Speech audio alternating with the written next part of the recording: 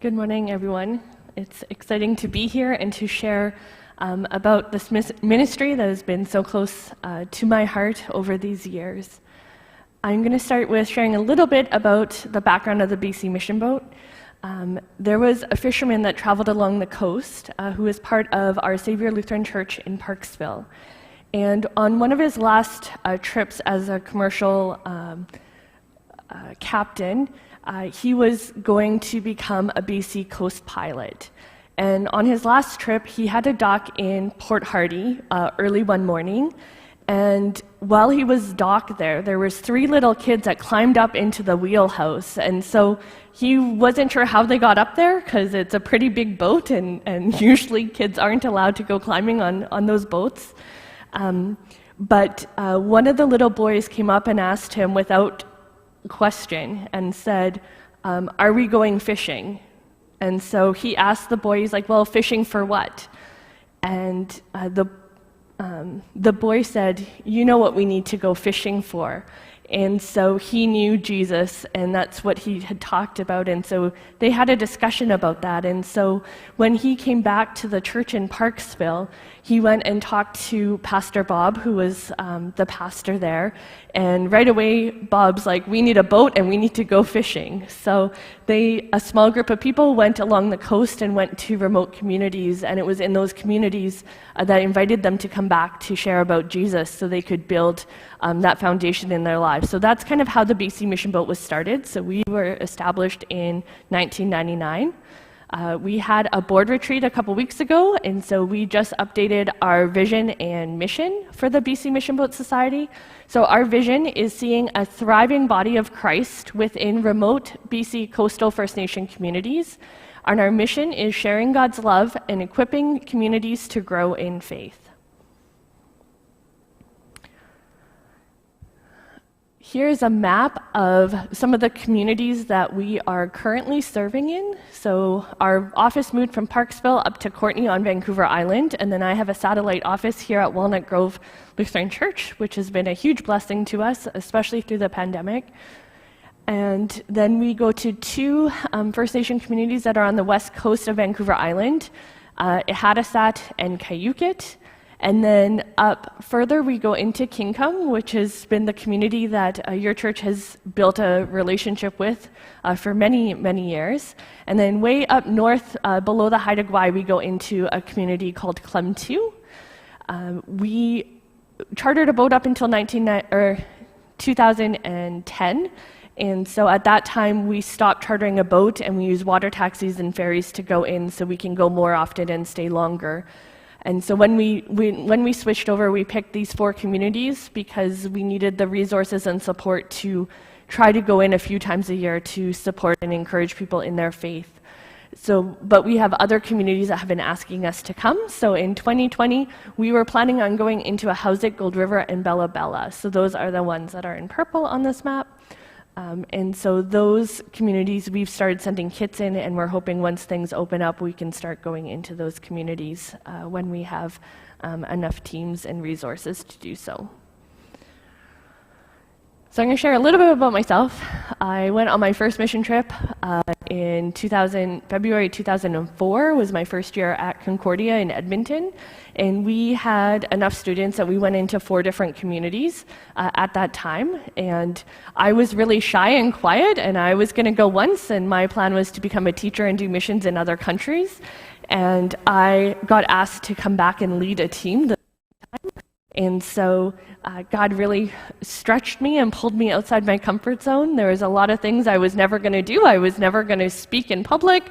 I was never going to sing, lead skits, or pray out loud in front of groups of people, with people kind of in their homes. And I've done all of that. And God continues to stretch me and grow me every time I go on a trip, and even as I serve as the executive director. So here's some pictures just of relationships that I've been able to build over the years. I've been adopted into 2 families up in Clem Too, and so that has been a huge honor.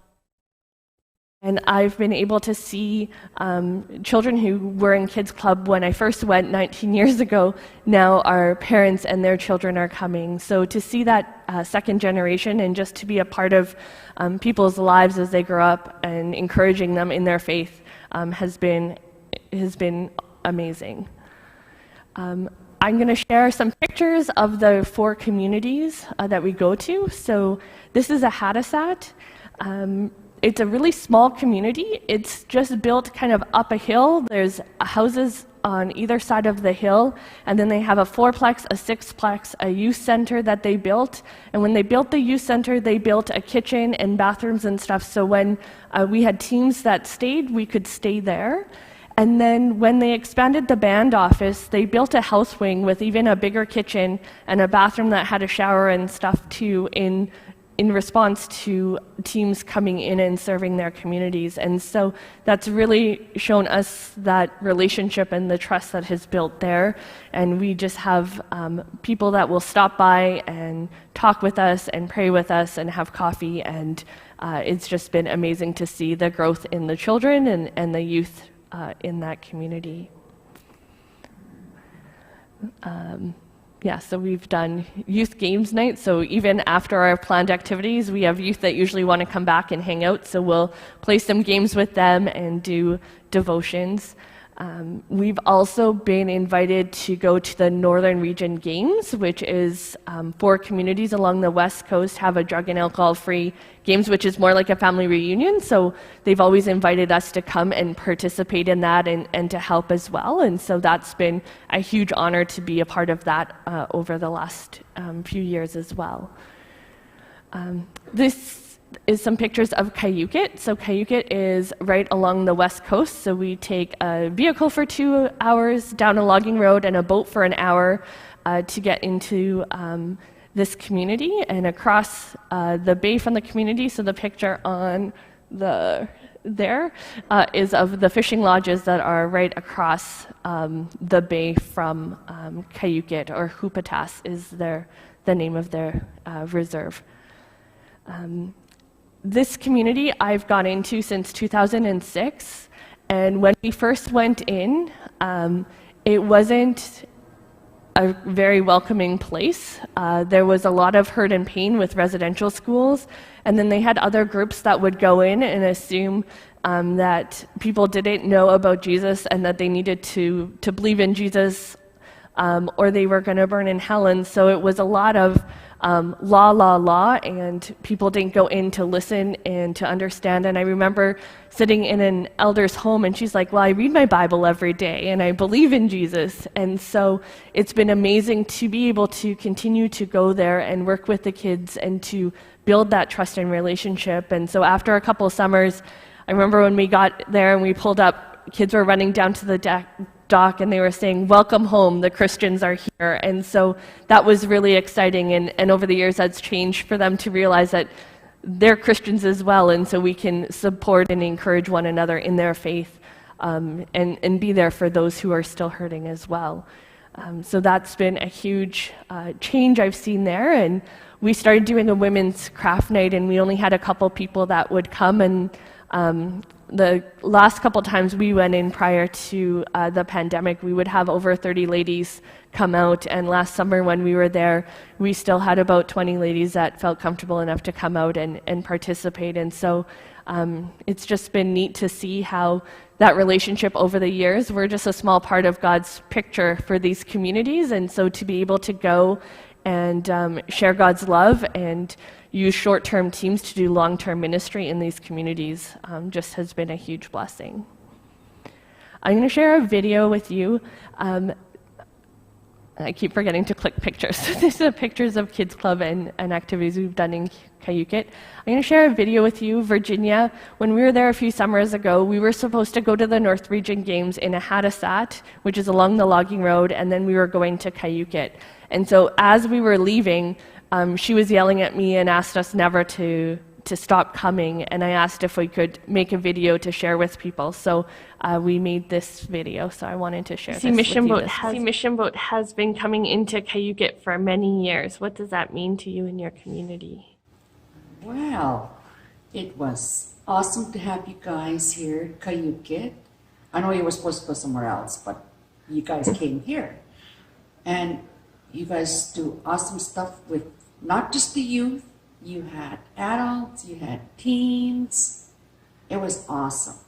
All the work that you guys do, you don't just do kids club, but you do kids club every day, but you do stuff later on in the evening for everybody. And I love what you guys do. Don't ever stop doing this. You've been coming around for 12 years, and we love it when you guys are here. Thank you for coming to Kaiyuke. Rhea, as soon as we finished, she's like, I forgot to mention Jesus. And I said, that's okay. So, it's neat that we have a couple of videos that we can share of how it's made people feel in the communities too. And so we're hoping as we travel, we can collect more of those too. The next community I will show you is Clem Too. So this is just below the Haida Gwaii. So we drive up to Port Hardy, which is the tip of Vancouver Island, and then it's a 12-hour ferry ride, usually overnight to get into the community. And so it's on an island. It's one of the bigger communities that we are serving. So there's about 400 people there.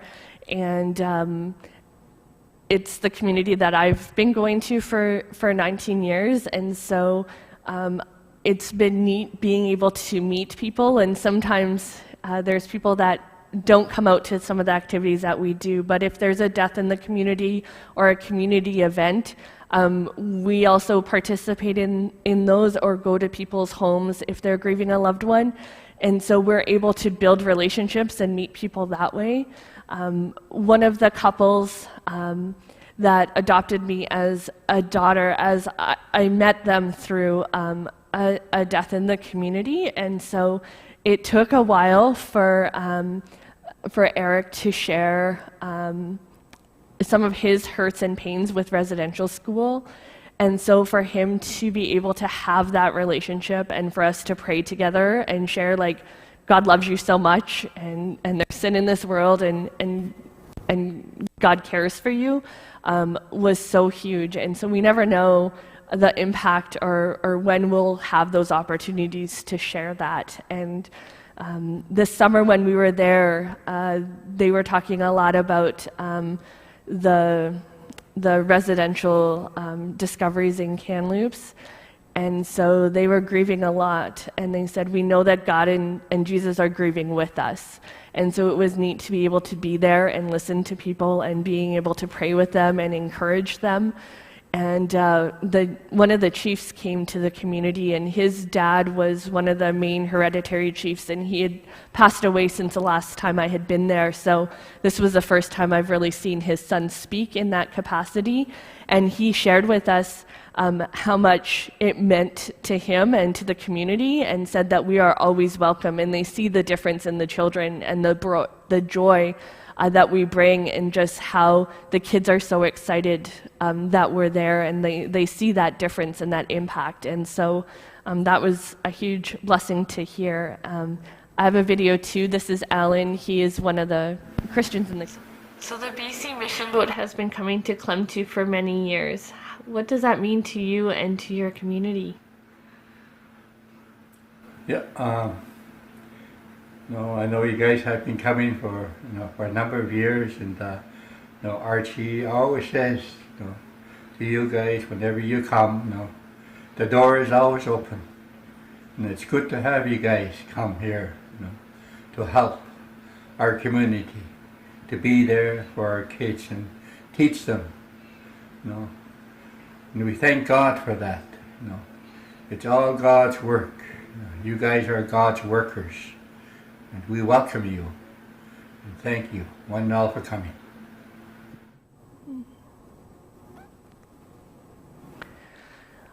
So the next community I'm going to talk about is Kingcome. So these are some pictures that you may have seen before, as teams have talked about their time there. The first time I went into Kingcome was in 2006, and I remember talking with some elders there. And there's one lady, her name is Gloria, and she is a strong Christian in the community. And she shared with us her experience with residential schools. She had a really positive experience while she was there, but she wrestled with a lot of the hurt and pain that her siblings and other family members had experienced there too.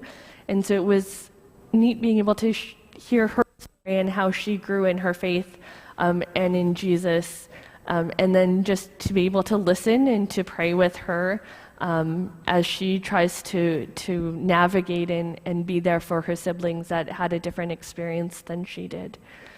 The last few times we've had community dinners, and the chiefs have all come out to thank us for coming. It's been a huge blessing. Kingdom was a very closed community, and it took a lot of time to build that trust and that relationship over the years. And so even to have Gloria come to the dinner, and before she said grace, she shared how much she loved watching the kids out playing in the playground and doing kids club, and just listening to the kids share what they were learning too. So it was neat to see how doors started opening, and we've been invited into more places like the Big House and up the river, where they usually don't take visitors there. So, and just to see, the kids and those relationships grow too. There's some pictures. And I'll just leave this up for a second and talk about volunteers. So it's been awesome to be able to go and serve and encourage people on their mission trip and to see them grow in their faith as they serve. And I'm just going to share one story, and then I've got a few people from here that are going to come up and just share a little bit about their stories as well. One man I was traveling with, he was going, and he was used to running his own company, and he was coming to serve and to help and to fix things.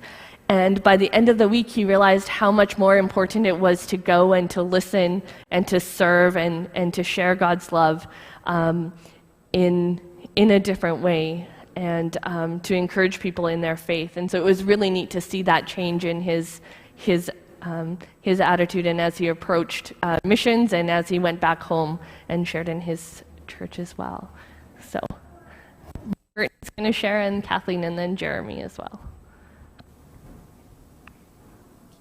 So hi everybody, I'm Brittany, for those who don't know, and I worked with Rhonda for the BC Mission Boat Society for 2 months in July and August this summer. And it was a really great experience. We went to 2 different communities, Kaiyuke and Clem Too. And what I really noticed there was just the impact that we had on the kids. Like in Kaiyuke especially, I noticed the second day, like they were coming and knocking on our door and wanting to play like outside of kids club. And even if it was just to help us fold laundry, like there was one time where they were just like wanting so bad to spend time with us that they would just help us do work. I just, one of the people in the community too told us about like how much of an impact that we had on their kids and how they look forward to kids club every single day. And so one of the kids in particular, her name was Naomi, and she had an impact on me. She was 13 or 14 years old. I just noticed, like we had a movie or games night one night, and we talked about manga, which I know nothing about, but it was cool to connect with her that way and just see how open she was with me. And just how much she really enjoyed having us there. And on the last day too, she got up extra early, which is hard for her, and to say goodbye, which is really cool.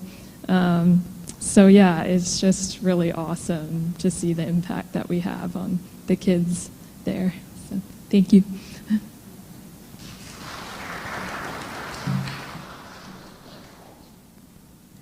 Good morning. My name is Kathleen. I have been into Kingdom for 8 times now. My first trip was in 2012, and it's been a really awesome experience getting to see the children grow up, and we're in there for about a week every summer, and so you form these like really strong connections with the children so fast, and then the next time you see them is like a year later, and it's really cool to see how much they've grown. But we always rekindle those connections like so fast. And I've been really amazed over the last couple of years just how welcoming everybody can be when you go back into the communities. They see us coming in and they immediately are coming down to the water to help us bring all of our stuff in. And as we walk through the community going to our house, everybody's waving and saying welcome home, and it's really started to feel like a second home being there. And I have to say that just my favorite part is being with the kids and getting to connect and play with them. And like Brittany said, they want to hang out all day, all the time. And it also meant a lot to hear from the elders and from their parents that just the community seems to come together a lot more when we're there and hanging out with the children. And so, a couple other awesome things that happened this last year is I feel like we've gotten more opportunities to hang out with the other adults and stuff there, and there's been a lot of really neat opportunities for us to go to potlucks and trips to the big house, and we were able to be a part of a ceremony this last time and make trips up the river. And so it's a really awesome experience and super welcoming, and I'm very excited to be able to go back again and to reconnect with the kids and continue just creating those relationships. Thank you.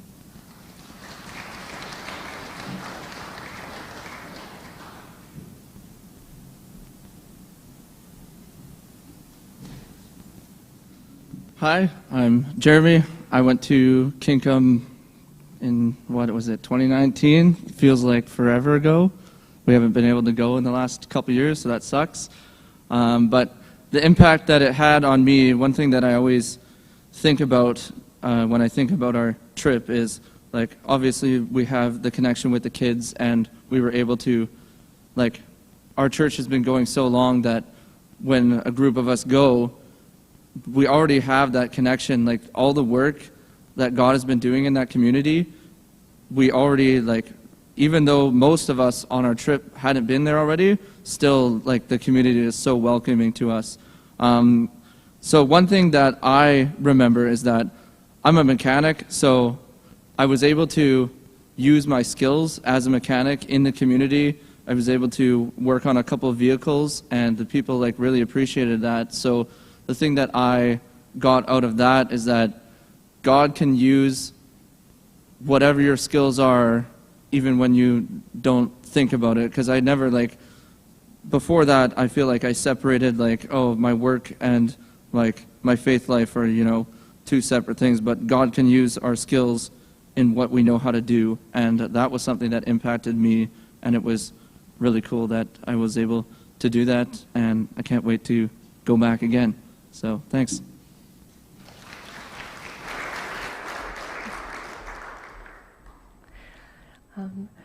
So I want to share with you a few ways that you can be involved in our ministry. So the first one is to pray. Pray for the staff, which is myself and Julie. Pray for teams that are planning on going.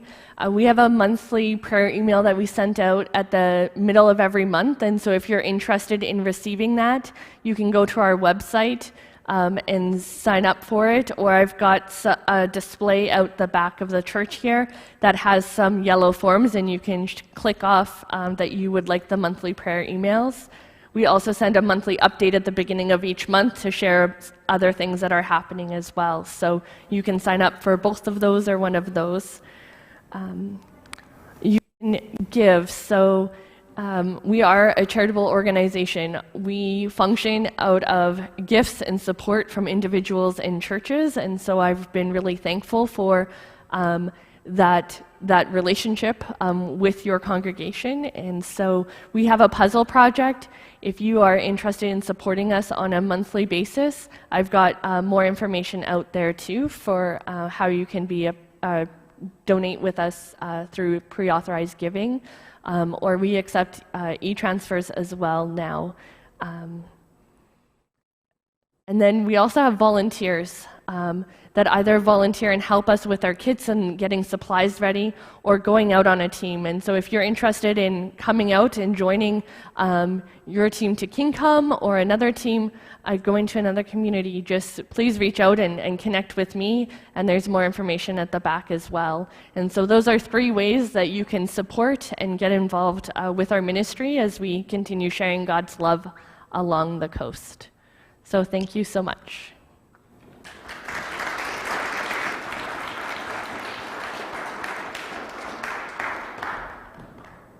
Thank you, Rhonda.